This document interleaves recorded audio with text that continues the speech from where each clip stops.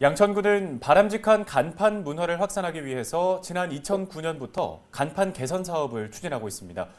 그런데 이 사업이 도시 미관 정비를 목표로 하다 보니 일부 지역이나 상가에만 지원이 집중되거나 건물명 교체 등과 같은 다소 사업 목적에 적합하지 않은 무분별한 지원이 이루어지고 있다는 지적이 나오고 있는데요. 이런 문제를 제기한 유영주 양천구 의원 화상 연결해서 자세한 이야기 들어보겠습니다. 예, 의원님 나와 계신데요. 안녕하세요. 예, 안녕하세요. 목일동 신정 1, 2동 구의원 유영주입니다. 예, 최근 양천구의회 구정질문을 통해서 개선 사업 문제점을 좀 지적을 해주셨습니다.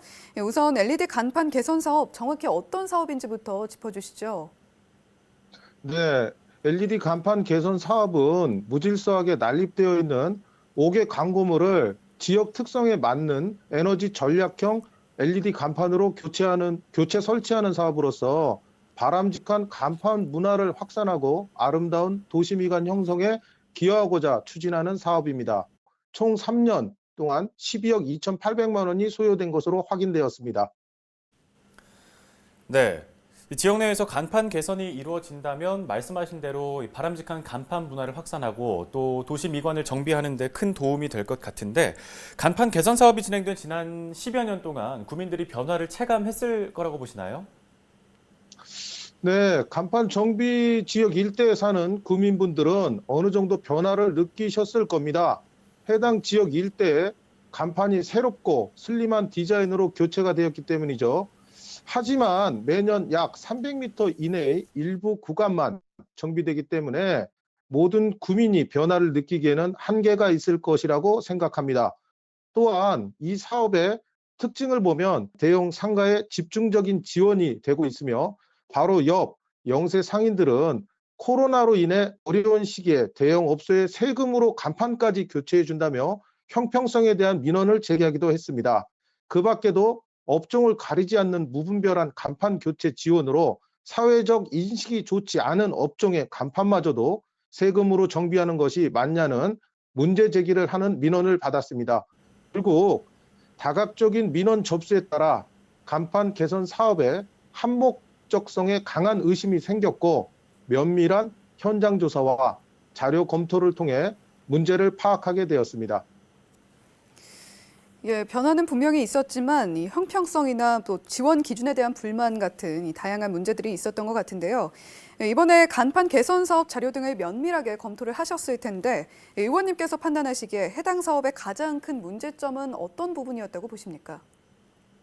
네, 간판 개선 사업을 검토하며 여러 가지 아쉬운 점을 느꼈지만 가장 큰 문제는 스스로 세운 기준과 원칙을 어겨가면서까지 방만하게 예산을 집행한 것입니다.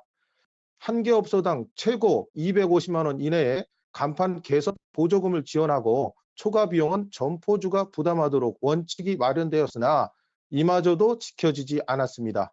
2019년 원가 조사 보고서를 살펴보니 간판별 원가가 250만 원이 넘는 점포 수는 140개, 전체의 75%에 이르렀습니다.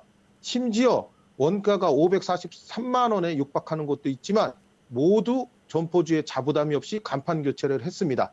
이를 종합한 결과 이미 편성한 예산을 최대한 지출하면서도 점포주의 부담을 받지 않기 위해 한 개 점포당 250만 원 이내라는 예산을 맞춰야 했고 이 때문에 비교적 제작 설치가 저렴했던 건물명 간판을 우후죽순 제작했던 것은 아닌가 하는 합리적인 추론을 할 수도 있었습니다.